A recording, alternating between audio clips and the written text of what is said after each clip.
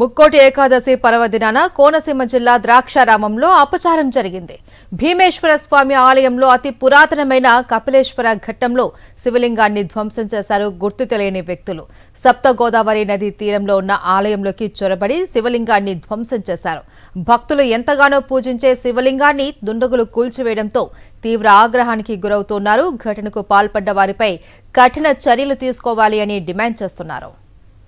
కోనసీమ జిల్లా ద్రాక్షారామంలో చోటు చేసుకున్న ఈ అపచార ఘటనకు సంబంధించి మరింత సమాచారం మా ప్రతినిధి హరీష్ అందిస్తారు. ఫోన్ లైన్ లో హరీష్. మహేశ్వరి, పంచారామ క్షేత్రమైన ద్రాక్షారామంలో ఈ దారుణం చోటు చేసుకుంది. ఆలయం చుట్టూ స్నాన తీర్థాలు ఉంటాయి. స్నాన తీర్థాలు సప్తగోదావరి నది సమీపంలో స్నాన తీర్థాలు ఉంటాయి. స్నానఘట్టానికి సమీపంలోనే తీర్థాలు ఉంటాయి. ఆ తీర్థాల వద్ద ఈ శివలింగాలు అనేవి చాలా ఎంతో కాలం నుంచి ఉంటాయి. ఈ ప్రాంతంలోనే ఆలయం వెనుక భాగంలో ఉన్న ఈ తీర్థానికి సంబంధించిన ఆ శివలింగం అయితే అర్ధరాత్రి తెల్లవారుజామున ధ్వంసమైనట్టు గుర్తించారు. ఇది ఎవరు చేశారనే విషయం అయితే ఇంతవరకు స్పష్టం కాలేదు.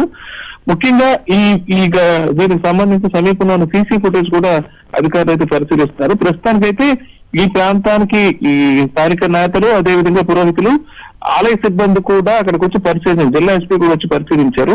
ముఖ్యంగా ఆలయానికి సంబంధించి ఎటువంటి పర్యవేక్షణ పూర్తి స్థాయిలో లేదు, ముఖ్యంగా భద్రత లేదనే విషయం ఈ సంఘటనలో స్పష్టమైనట్టు చెప్పొచ్చు. అసలు ఆలయంలో చుట్టుపక్కల ఉన్న ఈ ప్రాంతాలకి, స్నాన ఘట్టాలకి ఎవరు వస్తున్నారు, సాయంత్రం పూట కానీ రాత్రి పూట కానీ ఏం జరుగుతుందన్న విషయం మీద కూడా ఎక్కడ స్పష్టత లేకుండా పోయింది. ఎవరు పర్యవేక్షిస్తున్నారో కూడా తెలియట్లేదు. దాంతో ఇటువంటి ఘటన చోటు చేసుకుంటున్నారని స్థానికులైతే ఎవరు ఆందోళన వ్యక్తం చేస్తున్నారు. ముఖ్యంగా భక్తులు దీనికి సంబంధించి సీసీ ఫుటేజ్ పరిశీలించారు. దీనికి సంబంధించి ఆ సమీపంలోనే ముందు రోజు అక్కడ భోజనాలు వాడు ముక్కోటి సందర్భంగా ఏర్పాటు చేయడానికి కొంతమంది అక్కడ ఉన్న రాళ్లను తొలగించడం జరిగిందని చెప్తున్నారు. అందులో బాధ్యులైన వారిని కొంతమందిని అయితే గుర్తించి పోలీసులు అయితే ప్రశ్నిస్తున్నట్టు తెలుస్తుంది. మొత్తానికి ఈ సంఘటన ఎలా జరిగింది, ఎవరు చేశారనే విషయం మీద ఇప్పటికి కూడా ఒక కన్క్లూజన్ కి అయితే రాలేదు. ఆలయ అధికారులు కూడా ఎలా జరిగిందనే విషయం మీద కూడా స్పష్టత ఇవ్వట్లేదు మహేశ్వరి. దీని మీద అయితే పూర్తి స్థాయిలో ప్రత్యేక బృందాలను ఏర్పాటు చేసి ఖచ్చితంగా నిందితులను పట్టుకుంటామని జిల్లా ఎస్పీ ఇప్పటికే చెప్పారు Maheshwari. Right, thank you Harish.